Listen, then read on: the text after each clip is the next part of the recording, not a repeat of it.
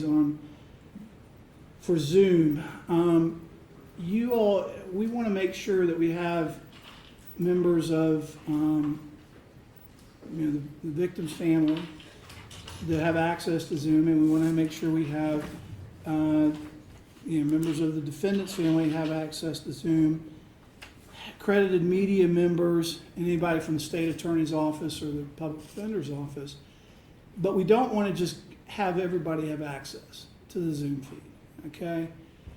So there's a bunch of people right now that are trying to come in that we don't have names for. We don't know who they're affiliated with. We don't know if they're with the state attorney's office or have been in contact with the state attorney's office and or associated with the victim's family or with the defendant's family. And we're not letting them in because there's a lot of people.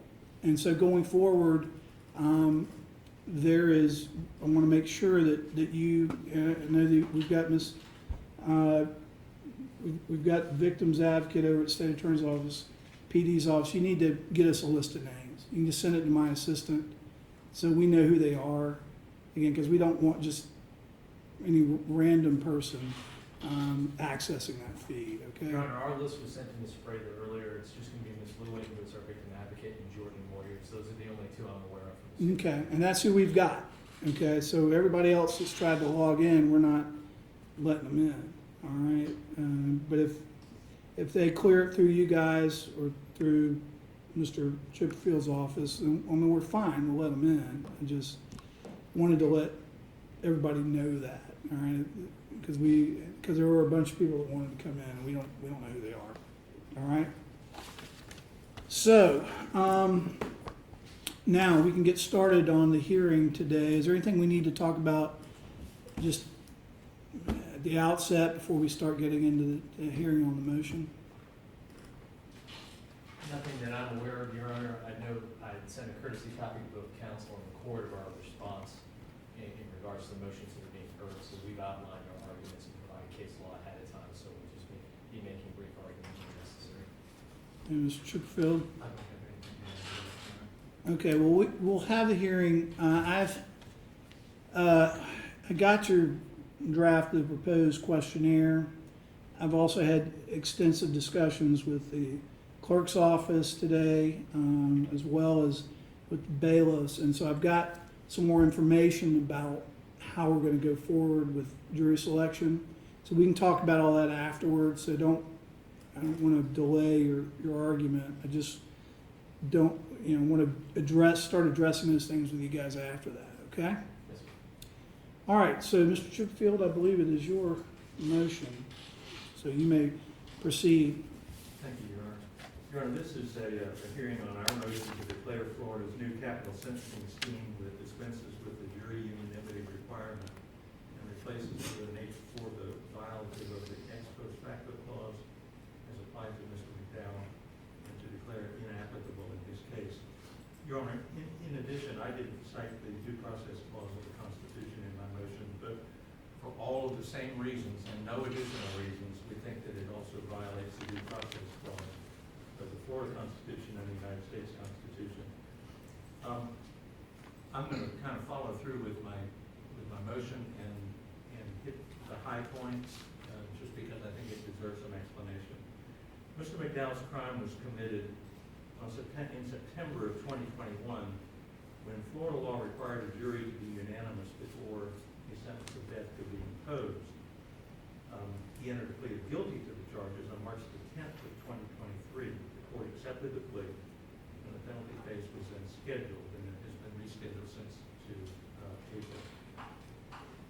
After the plea, on April the 20th of 2023, Florida legislature passed and Governor DeSantis signed an amendment to the death penalty statute that changed from 12 to 8 the number of jurors required for the jury to recommend the death sentence. And the state has announced that they expect that law will be applied in this case. We don't think it should be. The United States Constitution says that no state shall pass any ex post facto law, and it's our belief that this is an ex post facto law. The right to a unanimous jury verdict at trial has been characterized as substantive by courts around the country. Those cases don't answer the question or address the question whether the right to unanimous jury recommendation of death is substantive or procedural. But on that issue, in the context of the death penalty, and specifically in Florida, Florida Supreme Court's opinions with regard to jury unanimity indicate that that court thinks, or has in the past thought, that an alteration of the life or death vote that's needed to impose a death sentence is substantive and would constitute a substantive change in the law. And what I've cited in the motion are a couple of cases where the old court and the new court, and by that I mean the court that dealt with Hearst and Steele versus the court that then dealt with reversing Hearst. 5 justices from the old court consistently asked the legislature to consider changing the non-unanimous law to unanimity. In State versus Steele, Justices Wells, Lewis, Quince, Bell, and Cantero all joined in saying there was a need for legislative reassessment and revision. Justices Perriente and Anstead, in a concurring in part, dissenting in part opinion, said that it was a task for the legislators and not the court. And that's, I think, a pretty obvious indication that they believed it was a substantive change in the law and not a procedural change in the law.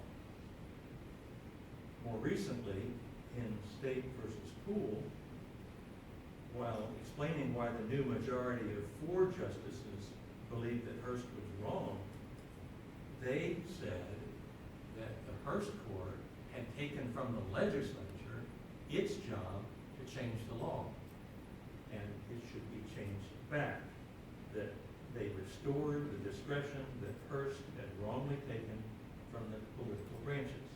And those were 4 justices who had not been involved before. So both the pre-Hearst and the post-Hearst compositions of the Florida Supreme Court have indicated their opinion pretty strongly that a change in the vote is substantive and not procedural. But how do I have to address the holding in State versus Victorino, the 5th DCA case, that says that it's procedural? Well, I can tell you how to address that, because it doesn't apply here. Whether I agree if it's substantive or procedural doesn't matter, because aren't I bound by the 5th DCA's opinion? No, they didn't have jurisdiction. The Victorino case, in 3 very important ways, is different than this case. Okay. Number 1, it was recently rendered a nullity because the Florida Supreme Court earlier this month said that they are the ones who have jurisdiction over cases where the death penalty is involved. But did they expressly say that in connection with Victorino? Now, they said it in a footnote. What happened with Victorino is, and the state has cited that in support of their position, the trial was underway, Right. but only for jury selection. It was a resentencing. It was a resentencing after a guilty verdict. Then I'll start with that. It was Right. totally different than this because it was a resentencing. Came back for resentencing. They had been sentenced under the old law. Right. It was declared unconstitutional.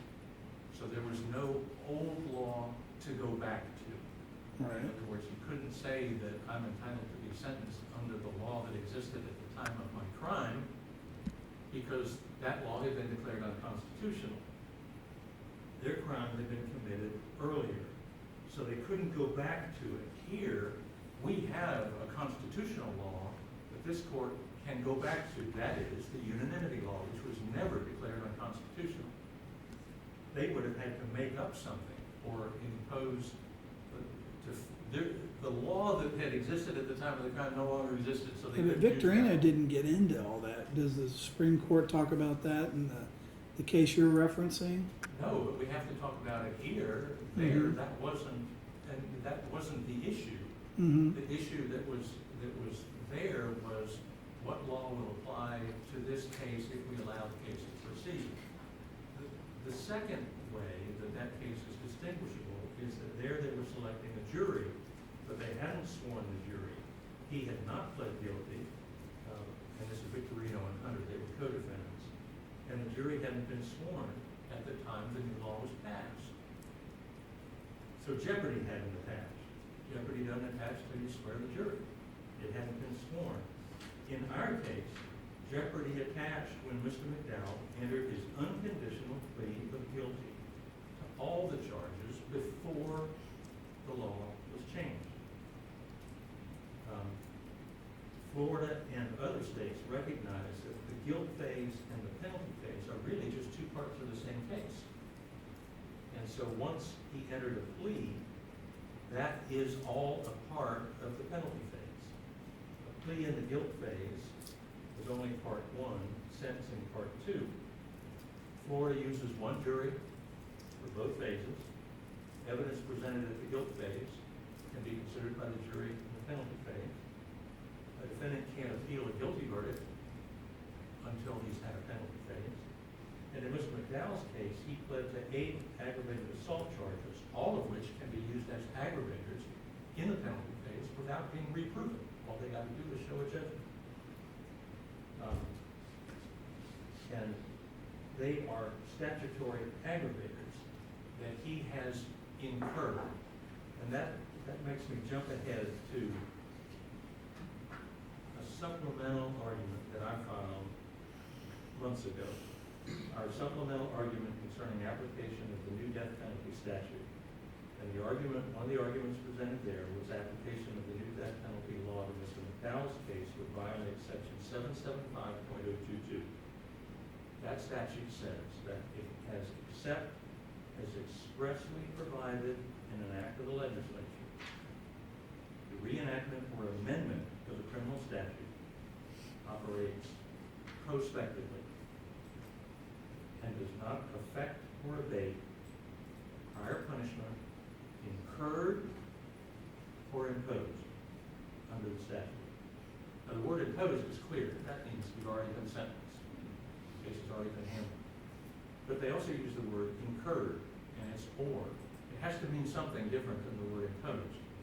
Incurred means to subject yourself to become subject to, or become liable for. Like incurring an expense. You incur an expense, you become liable for that expense based on something that you've done. But with Mr. McDowell, when he entered a plea of guilty, when the law was 12-0, he incurred a death sentence only if the jury voted 12-0. There wasn't any possibility of a term of years sentence anymore. There was a possibility of a death sentence, but only if the jury voted 12-0. The amendment changes what he had already incurred, because the amendment now allows a death sentence where the court could not have imposed one before. Now the court could impose a death sentence on the vote of 11-1, 10-2, 9-3, 8-4, where it couldn't before. And we think that Florida Statute 775.022 doesn't allow that when the legislature did not expressly provide that the statute would not just act prospectively. So that's another way that that case is different. What happened in Victorino is they were there for resentencing under Hearst.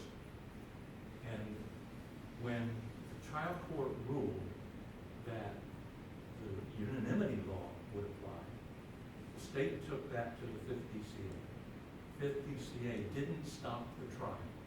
They indicated in an order to proceed with the trial under the 8-4 law. And then the trial had to be stopped because witnesses couldn't show up. The jurors couldn't continue to show up because they had delayed so long. And they couldn't keep all the jurors under wraps. And then the petitioners, the 2 defendants, filed a writ that went to, or then much later than the order to Mhm. proceed with the trial. After the opinion came down, the two defendants took a writ to the Florida Supreme Court. And a writ of prohibition and all writs, whatever writ they could dream up.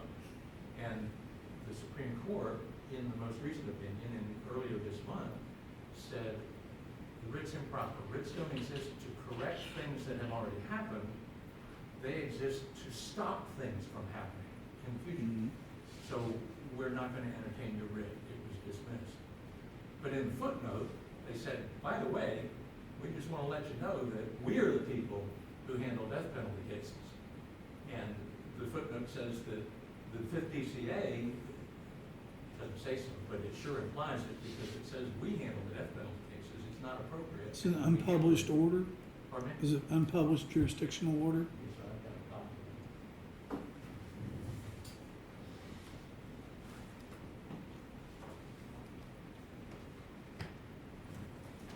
And I've provided this with the state.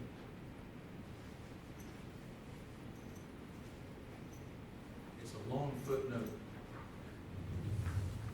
Thank you, Ms. Washington.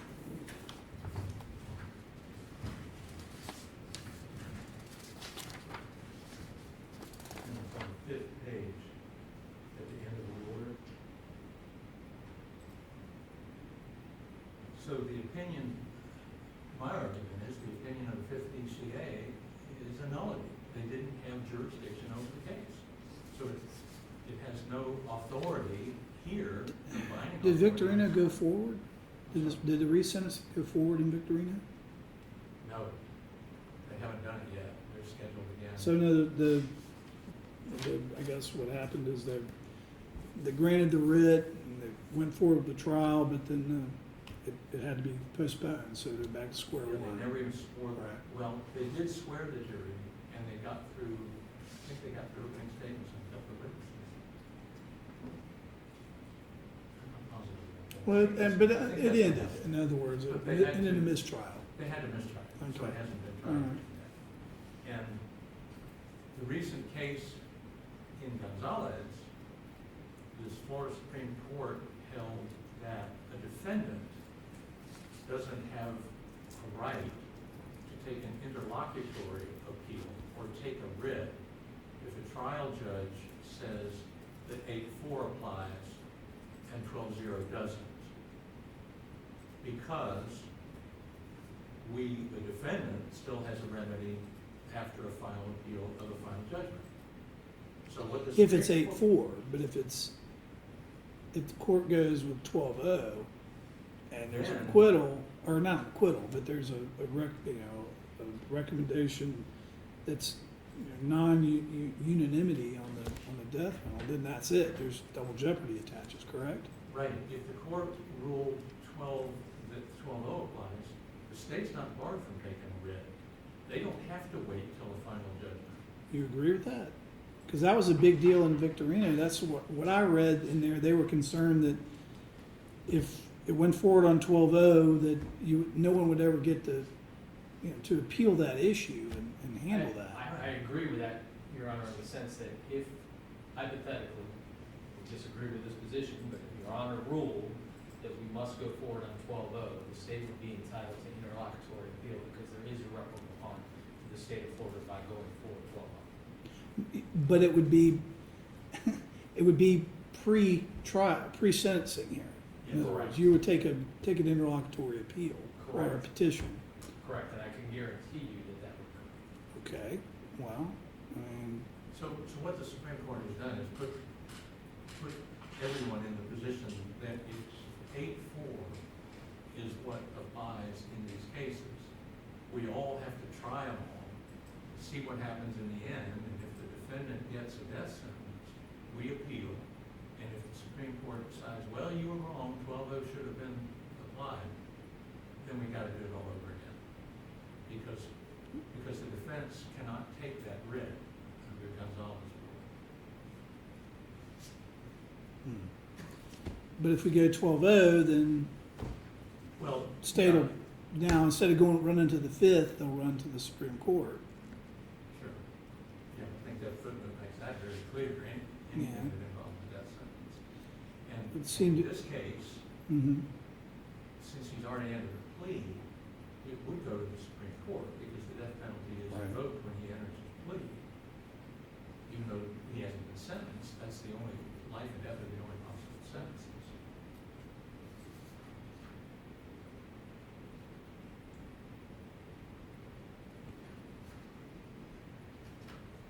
So, I'll continue with where I was going. So I talked about the 775, .022, and that statute we think is clear, because it tells us that unless the legislature says specifically that this, applies to cases already done, it has to be prospective only. The legislature knows that they could have said in the statute, this applies to all cases pending at the time of the passage of the statute, but all they said was, this is the law from this day forward. That's all. And that means to us that it's not retroactive. And if you look at the committee notes and the legislative hearings on this, it's not precisely stated, but the closest comment was made by the bill's sponsor, Senator Ingoglia, in the Senate Committee on Criminal Justice, when he said he believed the bill is what should be current law going forward. And then Chairman Perry of the Senate Committee on Criminal Justice said, this deals with people who have yet to be tried. And one of the parents of the Parkland victim said, this bill will allow future victims of atrocious, cruel, and heinous crimes to get the justice they deserve. And no one on that committee interrupted and said, no, it also is intended to apply to past victims where a defendant had already pled guilty.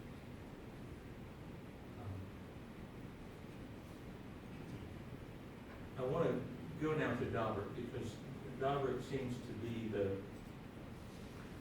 case that the state is relying on to say that this is procedural, not substantive, and therefore 8-4 applies. The situation in Daubert was Daubert committed his crimes before Furman had declared the real old Florida death penalty law unconstitutional. That was the law that had no guided discretion.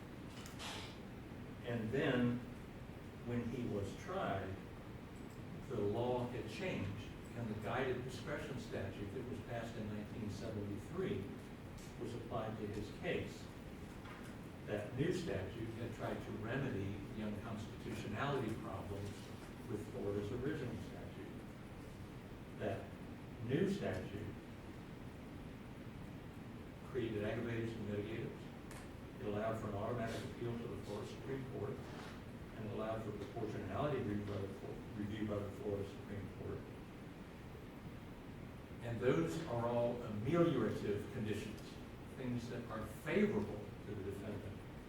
But what happened with Daubert is that the one single bad thing about that statute affected him.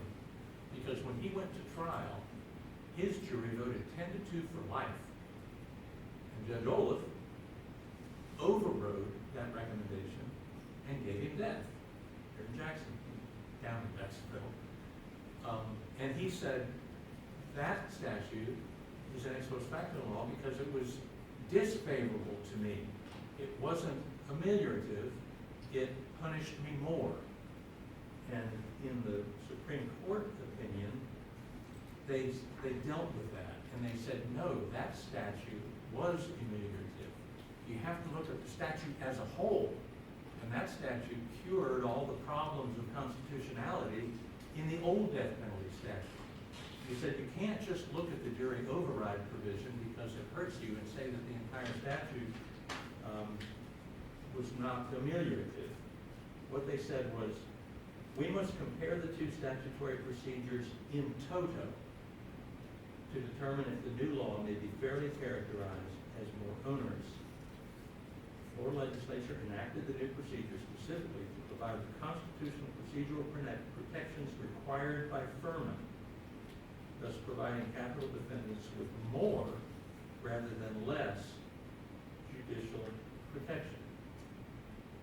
The law helped criminal defendants, but the legislation we're talking about that was signed into law in April of 2023 cannot possibly be considered to be ameliorative in any sense of that word.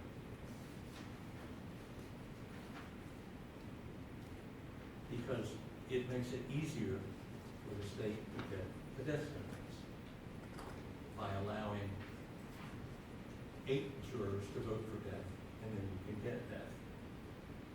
Daubert was a 1977 opinion. And what they said in Daubert was this Latin phrase, ex post facto, is not precisely defined. It said, our cases have not attempted to precisely delimit the scope of this Latin phrase, but have instead given it substance by an accretion of case law. That accretion took place before Daubert, and it has continued in the 47 years after Daubert. What the state has argued, and it's a valid distinction between procedural and substantive, but those are just words. What do they mean? Well, what they mean is decided by how they're applied in different cases. We could call it banana and apple, and it would be the same thing. They're just words. But generally, concerning procedural rules and substantive rules, substance deals with matters of the method, how you do things, or that's procedure. And substance deals with. I knew what you meant. Well, okay. And cases after Daubert have made it clear that even with regard to procedural changes, the ex post facto clause was intended to secure substantial personal rights against arbitrary and oppressive legislative action. And I've cited Collins versus Youngblood. It's not cited because the facts are similar to ours. It's cited because it states the accretion of case law that has developed after Daubert to make a distinction between what is procedural and what is substantive. And what you have to look at is the substantial personal rights and protect people, defendants, against arbitrary and oppressive legislative action. And I've cited other cases that use the same kind of language. I've also cited Pugh, P-E-U-G-H versus United States at 569 U.S. 530. That's one of 3 cases that I think are really instructive on what is the difference between substance and procedure. In Pugh, the United States Supreme Court considered whether subjecting defendants to new federal sentencing guidelines was an ex post facto violation when those guidelines increased the ranges of punishment. Didn't increase the maximum punishment, but increased the range of punishment. The court decided that it was an ex post facto violation to apply the new guidelines to a defendant who had committed the crime before those guidelines came into effect.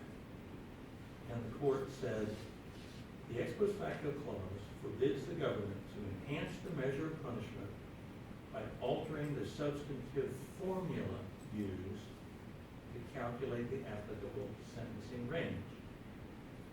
And the new guidelines created a significant risk of a higher sentence for Mr. Pugh. The relevant question when determining whether amended sentencing laws violate the ex post facto clause is whether the change in law creates a sufficient or significant risk of increasing the punishment for a given crime. The fact that the new guidelines didn't increase the maximum penalty under the statute for the crime didn't matter.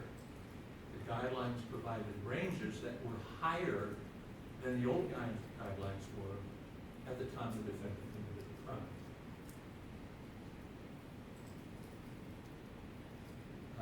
Many federal courts have recognized that significant risk or substantial risk test that Pew discussed. And Pew was a 2013 case, much more recent than Daubert was in 1977. So that's the first case that I think controls our issue.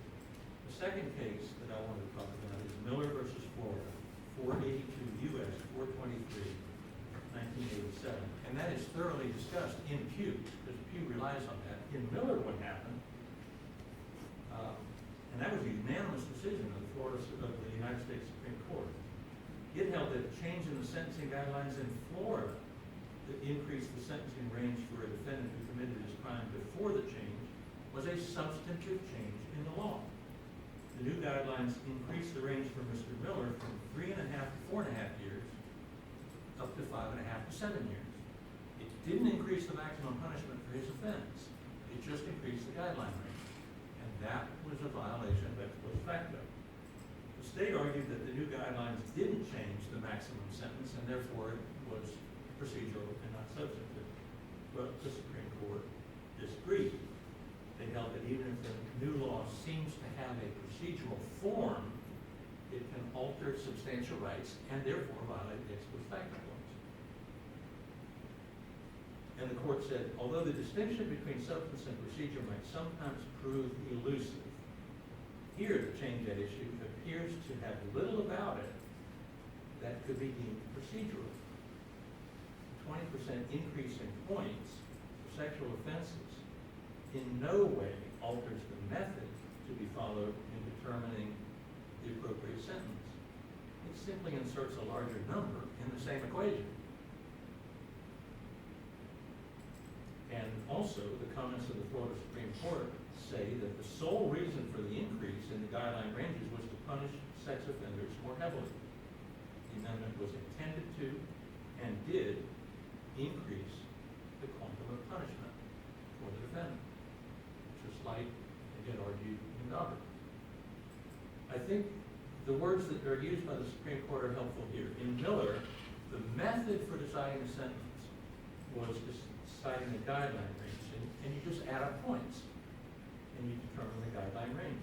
That's a procedure to add up points. But the number that you insert into the equation was substance. In our case, the method for deciding on life or death is that you take a vote of the jury, and the judge uses the vote to decide a sentence. That's a procedure. We don't just throw people in the river and see if they sink anymore, which they did a long time ago. Our procedure is you take a vote, the judge pays attention to the vote. But the number of votes that you require to recommend a sentence is substance.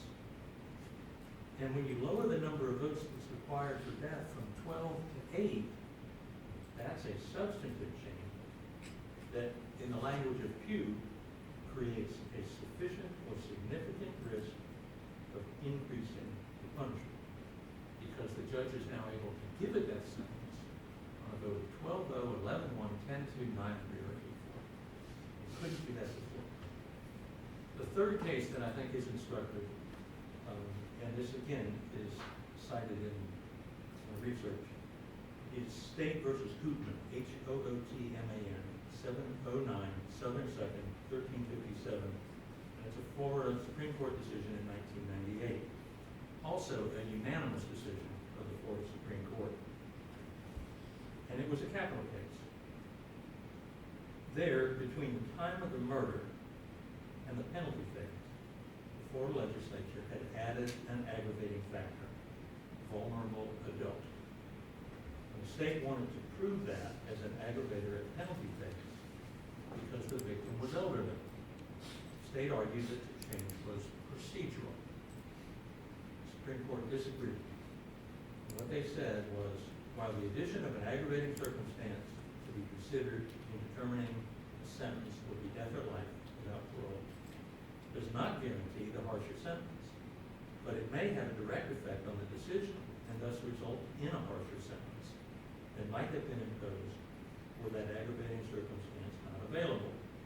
We can hardly say that a standard for application of the death penalty is merely procedural. We regard it as a substantive provision that cannot be applied retroactively. They went on to say that altering the definition of the criminal conduct by adding an aggravator that may subject to the death penalty and increasing the punishment of the crime based upon that is a violation of ex post facto. Again, it doesn't have to increase the statutory maximum punishment. It just has to make more likely or create a significant or substantial risk of a higher sentence. And if you step back and look at it, you can't increase the statutory maximum anyway. You can't get worse than death. And if you can't get worse than death, and the requirement was that to be ex post facto, you have to increase the statutory punishment, we'd never have an ex post facto violation in a capital case. And the legislature could pass whatever they wanted without violating the ex post facto clause. They could make the vote 3-7, they could change the number of jurors, they could change the vote, they could change anything about it they want, and the state would always argue, oh, that's a procedural change, because they didn't change the maximum sentence of death. And that just doesn't work in the context of the death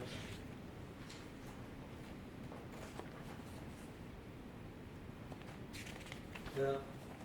And finally, there shouldn't be any doubt that this amendment is punitive and not ameliorative, because it's clear that it's easier to get a death sentence if you only require 8 votes rather than 12. But if there is a doubt, then all you got to do is look at the legislative history, and you'll see that it is exactly what they wanted to do. They wanted to make it easier to get a death sentence. What happened was the verdict came down in the Parkland case, and almost immediately Governor DeSantis implored the legislature to change the law to allow juries to administer the death penalty by a supermajority vote. That's what he called it.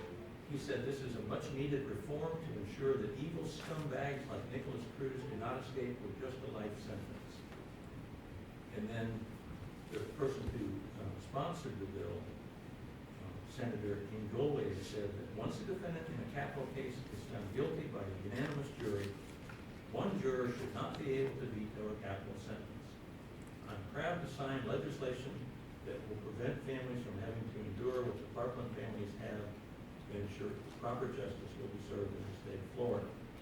The legislative intent to eliminate unanimity and impose 8-4 vote was clearly punitive and not ameliorative. And I won't read them all, but I've selected quotes from Exhibit A to the motion, which are the committee hearings, and the quotes show clearly that there was a punitive intent on the part of the legislature when they passed this law. The final argument about Mr. McDowell we really partly covered, and that is that Mr. McDowell's case is different than harsh resentencing cases, and it's different than other cases where crimes were committed while unanimity was the law, and trial takes place while 8-4 is the law. The reason it's different is because of the plea of guilty, and the fact that that is the point at which he has incurred the cost of his decision to plead guilty, and that is a death sentence if 12 jurors recommend it, and if the judge follows the recommendation. So he is not similarly situated. Daubert mentioned this too. If you go back to Daubert and you rely on Daubert, what happened, Mr. Daubert argued, hey look, when I committed my crime, we had a death penalty. It's been declared unconstitutional, and therefore I should be treated like all of those people who were on death row at the time. They all got life sentences. That's what happened when that statute was declared unconstitutional. The court said, no, you're not in the same position they are. You haven't pled guilty or been tried yet. They said, but the petitioner is simply not similarly situated to those whose sentences were commuted. He was neither tried nor sentenced prior to Furman, as were they. And they said that the new statute was in effect at the time of his trial and his sentence, so that's what he was under. What we have here is a plea before the new statute came into effect. So Mr. McDowell's in a totally different position than Mr. Daubert was in. Unless the court has questions. Well, the only other, under the old Brown decision, the state Supreme Court Brown decision, jeopardy attaches at the time you enter the plea. All right. I was struggling with trying to figure out or articulate why that would matter for purposes of a distinction between our case and Victorino. Because Victorino, they make a point to say jeopardy hadn't attached, which is one of the reasons why I think they granted the writ and everything else. But it's clear, at least under Brown, jeopardy attaches. So articulate for me why you believe that makes a difference. Well, Okay? number one, because Daubert says it makes a difference. Okay, well, And, all right. and number two, at that 775.022 says it makes a difference because the statute did not say that it applies retroactively. And Mr. McDowell, at the time he entered his plea, had, it's the same as if he had entered his plea and was facing sentencing. He is facing sentencing, and his plea, the guilt phase, which he obviated by plea, and the penalty phase are all considered to be part of the same case. And at that time, under 775.1022, he subjected himself to the penalty of death, but only if 12 jurors agreed and the judge followed the recommendation. It makes a difference because his expectation, and I'm not arguing reliance because he didn't know at that time, he had a right to expect that whatever law was passed would be applied in a constitutional way. And it isn't being applied in a constitutional way if it applies to him after his plea. The new law could have said anything, but it has to be applied. He doesn't have an expectation that a law that on its face is fine is going to apply to him in a way that violates the Constitution. I mean, just when we're talking about double jeopardy issues, there are typically concerns about whether someone is being convicted of the same crime in a case, or obviously going to be retried later for the same crime and that they've already been convicted of. But it seems to me that, I mean, we're talking about a sentencing here, so I'm still having a hard time articulating why the double jeopardy distinction is something which really needs to double jeopardy, impact. The typical form of double jeopardy is, yes, you make a crime something that after the guy's already done it. Right. But it also applies to sentencing. You increase the sentence for a crime after somebody has already done the crime. And that's what this does. That is a substantive change. The state's argument is, no, it's a procedural change because they didn't change the maximum penalty. They just changed the procedure by which you get to the penalty. But these cases, later cases that interpret Daubert, say, no, that's not the test. This accretion of case law is that it doesn't have to increase the maximum penalty. It has to significantly create a significant risk that you get a greater sentence. It's like the two guidelines cases, and it's like the aggravator, adding an aggravator case. Doing that doesn't increase death, but it increases the likelihood that you will get death, and therefore it's just ex post facto. All right. And those are in cases where there hadn't been a plea entered.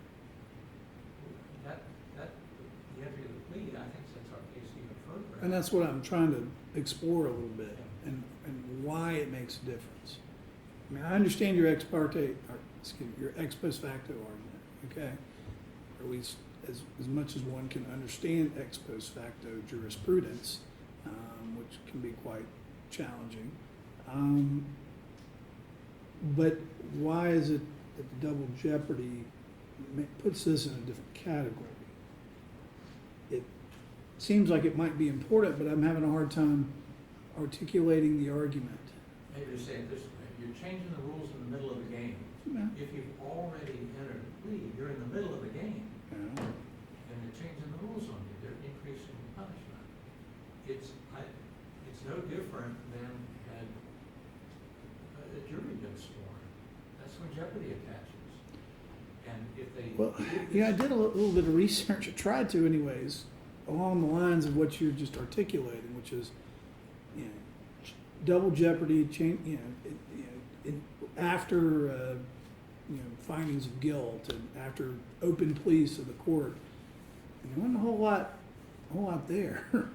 No, but the statement is made in the decision of the Florida Supreme Court or the United States Supreme Court.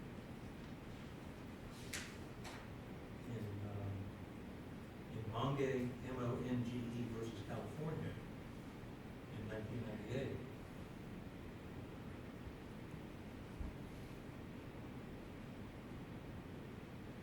No, I'm wrong. Yeah, you're right. It was Brown. It's not Monge. I'm sorry. Well, yeah, and that jeopardy attaches the open plea, but then again, what's the impact on that for purposes of, whether something should be applied retroactively or not? Whether, does that make a difference factually and being an ex post facto law? I don't know.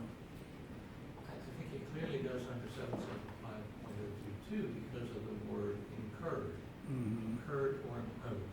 Okay. And at the time you are Okay. entered a plea, you have incurred or you have subjected yourself to only a life or a death sentence under the terms that exist at the time of your plea. And now the statute changes that. And the legislature cannot do that unless they expressly provide that that law applies to all cases pending at this time rather than effective this date going forward. All right, Mr. Chipperfield, I appreciate your arguments. I want to hear from the state now. Thank you.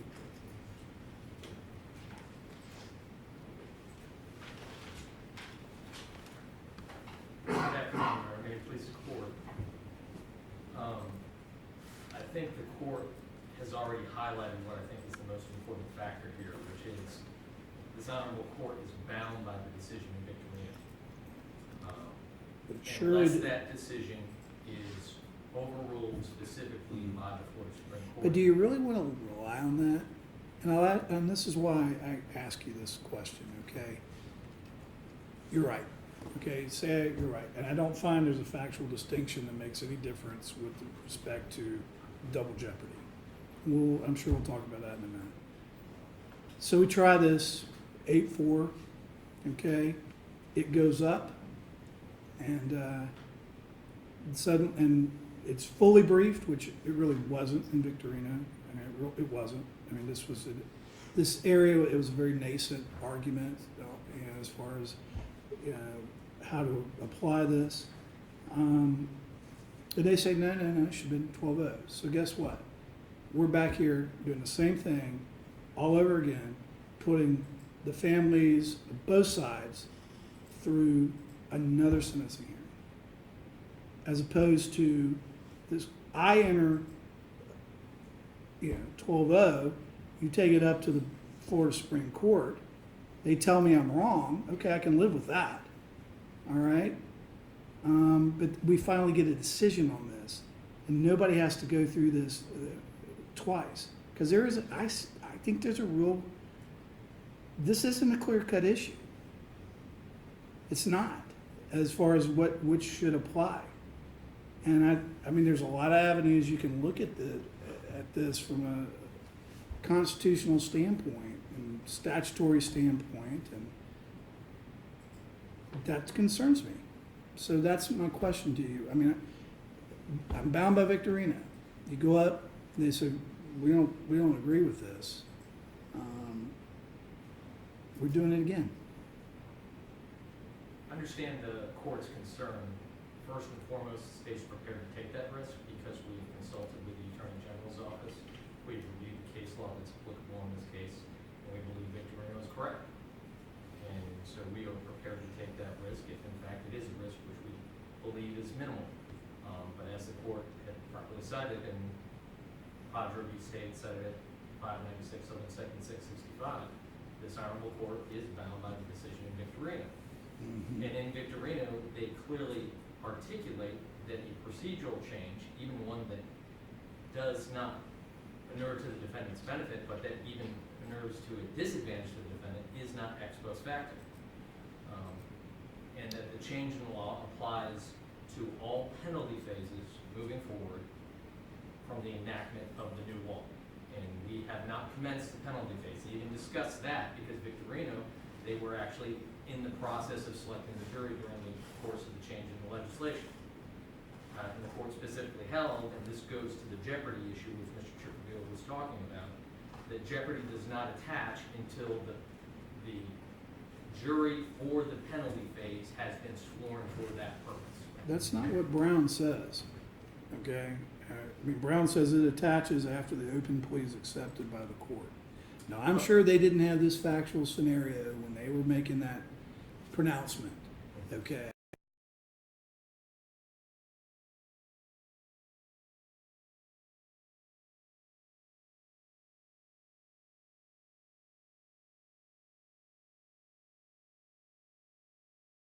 Me to go with an 8-4 and then it be wrong because there's so many contradictions in the case law because this is such a unique factual scenario where this case comes out as far as the date of the commission of the crime and the enactment of the statutes under Florida law affecting the death penalty. But Brown was talking about cases that have been tried and or sentenced. This defendant was not sentenced. Okay. Pleas entered and sentence entered. This defendant has not been sentenced. This defendant has not had his penalty phase. And so that's how we distinguish Brown, Your Honors. No sentence was ever imposed. But you couldn't go and indict Mr. McDowell again and try him on a separate crime related to the September 2021 events. You couldn't do that because jeopardy's attached. Correct, Your when Honor. he entered his plea. Jeopardy always applies to the quantum of punishment which the defendant is exposed to. And in this case, and as talked about in Victorino, there is no change in the possible punishment that this defendant is exposed to. The law had always dictated whether found guilty by a jury or a plea up to the court, he was facing either life or death. And that's it. And that's what distinguishes the other cases where there are changes in guidelines and what the effective guideline range is. Because the quantum and the range of punishment was changed in those cases. In this case, it always has been and it still will be either a life or death sentence. And that the change But the in avenues to a life or really an avenue to a potential death sentence has been changed. The procedures that are put to place to determine life or death have changed. Well, wouldn't that, and this goes back to Mr. Chipperfield's argument about if the state's right on this, then you can never really have an ex post facto law in a capital case because the quantum of punishment never changes. Either life or death. That's it. And you go back to the State v. Hootman case where they were talking about this enactment of a new aggravator. I can specifically distinguish that for the court. Okay. Because the addition of the aggravator applied to the conduct that the defendant had already committed.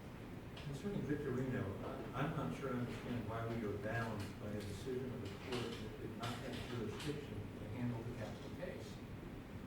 I don't have a case to say that that is not binding authority, but I don't understand how it could be if they didn't have jurisdiction.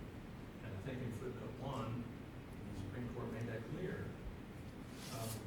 I think they strongly suggested don't do it again, but anyways. Well, yeah, it could just be a warning. But if you're not supposed to do it again, it means you didn't have a right to do it the first time. So I can't cite a case, but it makes sense to me that that opinion wouldn't have binding authority. Concerning the colloquy we had at the time of the plea, we did not agree to be subject to an unconstitutional application of a new statute. At that time, we didn't know whether the statute would pass or whether the legislature would make it retroactive or not. Yeah, but I think their point is that it's clearly he had notice. I mean, I went over that with him in detail, saying the change may occur and it may apply to you. Do you still want to go forward on this? And he said Oh, yes. sure, we understood that. But we weren't in any way agreeing to an unconstitutional application of the law or the application of the law to his conduct that was substantive or that's going to be interpreted as substantive. All the law says, it doesn't say this law applies to all penalty phases from now on. All the legislature wrote was, this act shall take effect upon becoming a law. They know how to make laws retroactive. They could say this law applies to cases that are in the pipeline right now. They can do what they want, but if they don't expressly provide for retroactive, then it's prospective only. And that's their own statute. That's 775.022. Beyond that, I'm beating a dead horse, so. No, I don't have well, anything no, else. it's not. It's just there's no easy answer to this question. Thank you. There's not. So, you know, I am taking this under advisement. I want to look at this a little bit more closely. It is not an easy issue. There are concerns about the binding authority of Victorino on this court, but it's still good law right now, anyways. My only question to council is both of you, I'm not aware of anything that's in the pipeline that addresses this issue that's already been briefed or argued at the Florida Supreme Court. You all aware of anything? I am not, Your Honor. I'm not, Your Honor. I'm aware that there have been multiple cases that have proceeded in this circuit with a four, even as recently as last week, received a jury recommendation for death on a non-unanimous verdict, which will go up to the Supreme Court, but obviously we will not have an answer to that in the next 45 days. Yes, sir. I'm not aware of any cases in this circuit where people had entered a plea and in the same situation that Mr. McDowell did. I understand. And I should add, Your Honor, I did also file defendant's motion to declare Florida's new death penalty statute unconstitutional. This is a facial attack on the statute, and it's a facial attack on the statute, and I don't intend to argue it at length. What we argue in that motion is just that the way things have been done since our statute was declared constitutional back in '73 in Dixon, and then later in Crawford, the protections provided by the statute have been eroded away. The most recent one being unanimity, which was discarded, and the most recent one before that was proportionality review, which was discarded, and the most recent before that was aggravator creep, where we have increased from 8 aggravating factors to 16, and where some of them have been interpreted in ways that couldn't have been expected when they were first passed. But I have argued that in written form and will submit it in writing, just on the written form rather than the argument. Okay. All right, again, on your motions, all of them, they're taken under advisement. I don't think I have any better insight into what the Florida Supreme Court is going to do on this issue than anybody else, quite frankly. And it's an important issue, and we will read again your submissions, which I have already read, in light of now your arguments, and I appreciate the thoughtfulness that both sides have brought to the table on this matter. All right, so we do need to talk a little bit more now about just going forward, just mechanics if the trial goes forward in April. I know that I signed an order yesterday that you guys had agreed to on our witness that hopefully will be, I guess, the final magic trick or the key that will unlock this issue, and we can have that witness testify. I consulted with the clerk's office this morning extensively, and the first question I have for you all is, we had talked about maybe starting jury selection, the process of jury selection, which is going to talk about that in a minute in more detail.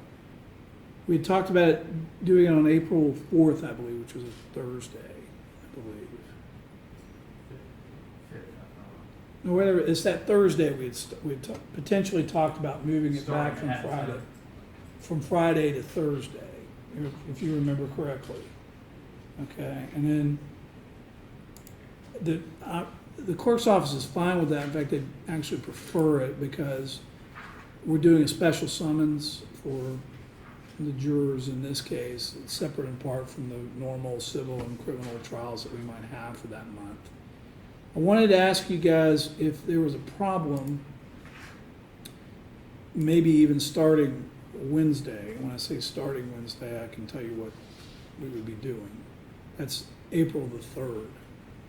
Just to give more time, because it's going to take more time to get this selection process done, mainly because we don't have the kind of space here in our courthouse to house the number of jurors that we need to consider. And we're going to be having to stagger them coming in. We're going to have to be staging them in other areas of the courthouse, which we don't yet know where that will be because there are other normal operations going on, but we'll be able to do it. So we thought if everybody was available April 3rd, that we could even begin, and I'll tell you what I mean by begin in just a minute. So, any issue with that? Say can be available under the court. Okay, well, what we're looking at doing are 3 phases of jury selection. The first phase is a questionnaire, which I know you all submitted a proposal, and I guess yesterday or this morning, and I'll look it over, and I've committed to doing that, at least in some form. I know Mr. Townsend was with me when we tried Kessler a couple years ago. I thought that it worked pretty well in helping us get through the issues of the prospective jurors' knowledge of the case and their feelings about the case. So that's phase 1. Phase 2 will be the private or individual questioning. And then phase 3 will be when we hopefully we've gone through the questions about knowledge and whatnot in private or individualized screening. Then we'll have the 70 jurors. We may have to split that up into 2 sets of 35, but the total jury pool will then be together to answer questions collectively. So, real original here, phase 1, phase 2, phase 3. Okay. Now, phase one is what we would like to do on the 3rd of April. But we would, in the morning, start with, and what we're targeting is we're trying to target 300 jurors after we send out our summons, get responses, and they go through initial qualification, which is, do you have anything, the standard qualification questions, just the general ones. And then we're going to try to deal with groups of 50, 6 groups of 50. And we would have each group come in staggered on the 3rd, 3 in the morning and then 3 in the afternoon, to just fill out the questionnaires. We could start with that first group in phase 2 that afternoon, because you will have had their questionnaires and been able to read them and process them. And we would start just with that one group that afternoon on the 3rd. And then we would do one group in the morning on the 4th, one group in the afternoon on the 4th, then roll over to one group on the 5th in the morning, and then one group on the 6th until we get through the group. So you're dealing with one group of 50 in phase 2 in the morning or in the afternoon. And that gives you time to read the questionnaire responses. Perhaps the two sides might look at some of the responses and agree that this person should be stricken, so we don't need to go any further. And then we would bring them in individually. I have decided that I believe that it's appropriate for you all to ask your questions on feelings of death on the death penalty individually, because they're going to be here anyways, so you might as well just do it when we're here. And so that's going to take a little longer than what we might have done in Kessler on the individual questions. Okay, so the hope is that out of these groups we'll get 70, maybe more, but 70 is what I want to, is the goal to go to phase 3, to start phase 3 with. And then you can get into asking other questions that are death penalty related or anything like that. So in the second step, the individual question will cover knowledge, hardship, and the death penalty individual. Yes. You might as well. A lot of the hardships will be weeded out, but not all of them, because we do online qualifications. And so oftentimes there's a place, I know you've not done a trial up here, but there's a place on the form that they fill out electronically on the website that indicates that you have a hardship. And the summons has the dates that they're summoned for. Okay, so they know the parameters of which they could be called to come to court and be a juror. And a lot of times when we get to trial, Mr. Townsend can tell you, because he's done it now for the last 3 years with me. A lot of the hardships have been weeded out. As far as I got a trip, or not everyone will do, but and we'll have to ask those questions. But a lot of those folks will hopefully have been cleared out before you ever have to address them. Okay? Your Honor, yes?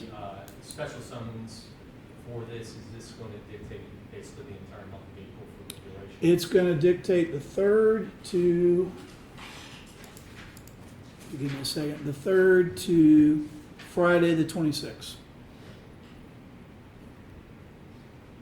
And so by moving it back to the 3rd, that gives us April 3rd as a start date. We can get through the questionnaires and get to the individual questioning. And I know the individual questioning is going to take a little bit more time. We were able to get through 2 groups of 40 or 50 in the morning and in the afternoon. And Kessler, we didn't need it. We got a jury a lot quicker than I think we all thought we would in that The case. death penalty was not an issue. It was not, and that's why basically we're gonna have 50 people, we'll bring them in individually. You got the whole morning to ask them questions. You have the whole afternoon to ask them questions, okay? Well, I mean, not collectively, but one at a time. And I'll talk to you a little bit more. I will typically ask some of the questions, all right, about their knowledge of the case. You can, Mr. Townsend can tell you how we did it. I'll start with those questions, knowledge of people involved in the case, that type of thing. And, you know, y'all can follow up a little bit if you need to on those questions. And you can ask questions on feelings on the death penalty. You look a little concerned. There are so many witnesses. If we have to go through all the witnesses individually. You will not, because I think last time we had a witness list that we gave them to review before they ever even came in here. Oh, as part of the questionnaire? Yeah, our questionnaire, I think we did, if I remember correctly. We weren't sitting here reading every time they came in here, the witnesses, okay? I just can't remember exactly how we did it, but we were able to provide that information to them, I think in writing collectively. And when they came in, we were able to ask those questions of them. So, I know that the questionnaire that we have talked about doesn't list all the witnesses we promised to have. We listed the attorneys and. right. the- Well, Well, and just to inform the court, I intend to meet with trial counsel for the state and my lead investigators. I'm going to refine down, obviously, as Your Honor imagines, because I think you've seen the discovery responses, there are thousands of witnesses that were listed by the state of Florida. We're not calling 1,000 witnesses. so no, you're not. I'm going to refine that down to a very finite number of witnesses next week that we intend to call in our case in chief. And then also, we're going to refine down our victim impact. But that would be addressed by, does anybody know any of the family members of Moyers? Yeah, I think we'll be able to get through those questions pretty quickly. I mean, we're gonna have something in writing for them to see, and I would ask you all to pare it down as to who you're actually who you're gonna call, okay? Or at least there's a reasonably good chance you're gonna call, as opposed to just, this is a name I saw on a medical record and I'm gonna just, put everybody down there, okay? So, and we can refine this, okay? I'm just telling you what the skeletal bones of this are going to be, and we can refine that, and there's more to it. But I needed to start with the folks down in the clerk's office to give them an idea of what we're trying to do, because they have to manage all these people along with our bailiffs. And that Wednesday when everybody's coming in for the questionnaires and we're trying to start, the individual question can be a little hectic. It'll slow down after that, after that first day a little bit. And I've got to figure out courthouse space, because that's not easy. In Duval, you don't have to worry about that. But here you do. I'm hopeful that we will have the third courtroom at least in a condition that we can have temporary chairs in there, and it's, there's carpeting and everything else, and we won't have the pews in there, and we won't have all the technology in there, but we don't need that. We just need a room that's comfortable. And so if that's in play, and it's going to be close with the contractor after talking with them this morning. Mike Smith and Michelle Weiss and I were on the call this morning, and they wouldn't quite give me a straight answer, not quite, as to whether they'd be done by the 1st of April, but we're hopeful, and we're going to press for that. And if that's open, then it eases the pressure on it a little bit as far as where we can put everybody when they come here, which is a big issue, as I'm sure the you can talk to any of our bailiffs from the last go around. So that kind of gives you an idea where we're going and how we're gonna handle this. The drop dead deadline is March 15th to send the summons out. We have to tell them by then whether we're going in April or not. All right, so it gives us a few more weeks. So that's, that's in consultation with the clerk's office. They said they can get the summons out in the required amount of time under law and do what they need to do. But if they know by March 15th, that's a Friday, I believe. I believe that's a Friday. And so we need to figure out, and I know the only thing that's really holding this up now is the witness, from the VA. And so we just have to touch base maybe in another week or so to see how that's coming. All right. No, I'm in a resentencing starting Monday that goes for 2 weeks, but Mr. Townsend's well able to handle it, I'm very sure. So I appreciate you letting me know that, but just, we need to make the final call by then. And so that kind of gives you at least a concrete deadline to work with. Do you guys have any questions of me about procedure or logistics? Just one comment about the jury questionnaire. Yes, sir? I still have to respond to some changes that I need to discuss. Go ahead and do it. Go ahead and do it. It's a work in progress. I understand. Again, I really liked what was done in Kessler. Okay, it was to the point. It did not take a lot of time. All right, which I think that's the goal, to get to the real main issues of knowledge of people and the alleged crime. Well, in this case, it's a crime. There's been a plea now, so it's no longer alleged. But and then you get to the death penalty questions that you want to ask. Okay. So I really think that was it worked out real well. I tend to be skeptical about questionnaires and that they take a lot more time, but I really felt like the two sides in that case, it really moved the case along and got us through jury selection efficiently and got a lot of information out quickly, and we were able to, essentially the parties had 2 days of standing down before we started the trial. And they could use it to prepare a little bit more. So I know we've got one last thing to talk about, but before I move on, anything on just procedures? Yes, sir. The last thing is, I know there's a venue motion that's being filed by the defendants. Has that finally made its way to the clerk's file, or is it still work in progress? Use your Which is that, Your Honor? the venue motion. Oh, Ms. Sopa's been out this week, but I know she plans to file it this week. Well, we need to hear it. I'll make sure. Okay, we need to get it done, and because it really is, we're almost at the end of February, and it clearly would have to be heard before March 15th.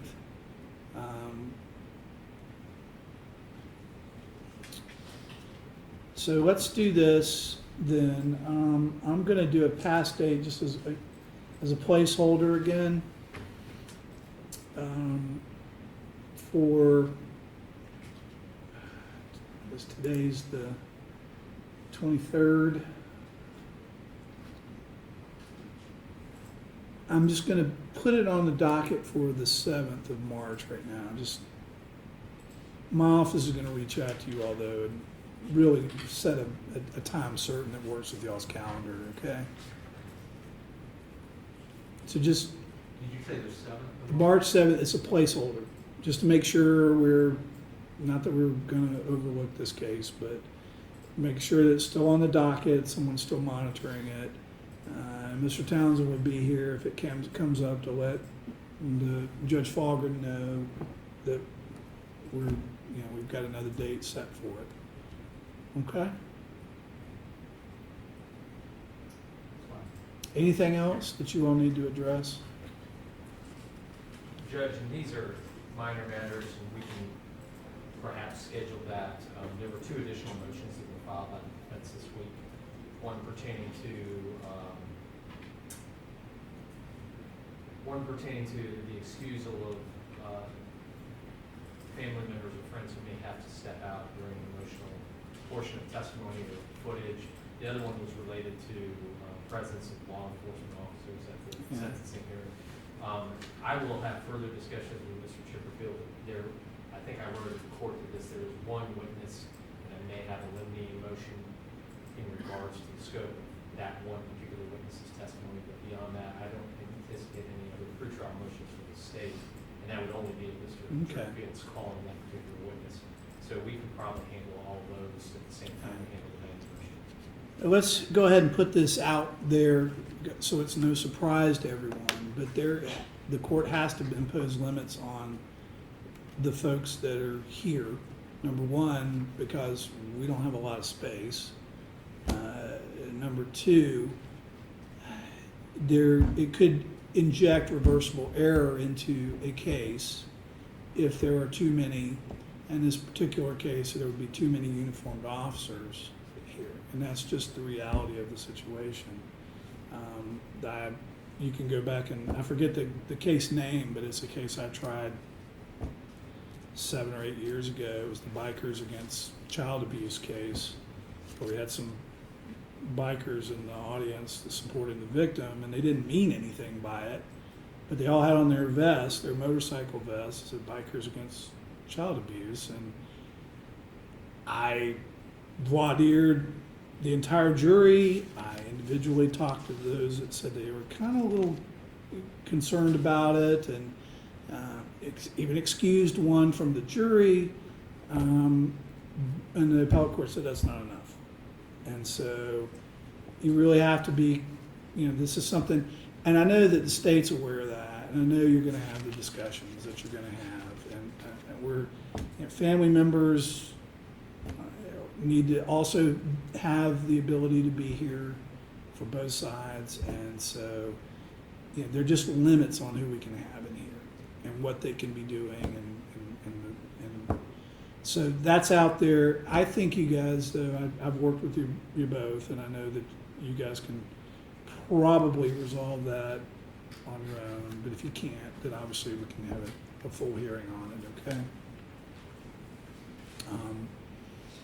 And we can just, if you can't come to an agreement, we can, the next time we get together, we can probably hear those last few remaining motions. All right?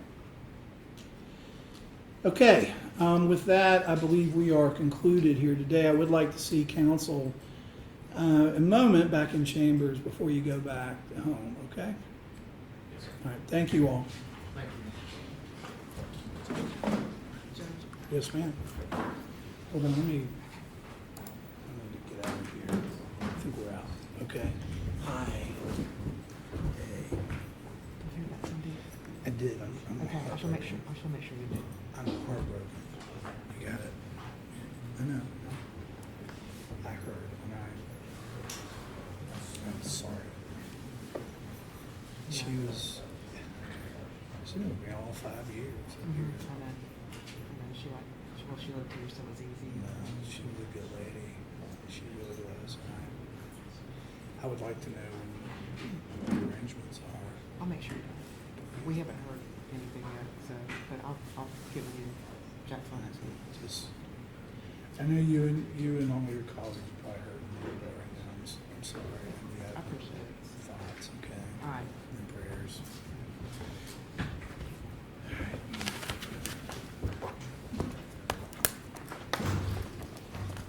just, you can take your time making your way back. I'm in the jury deliberation room since I no longer have an office.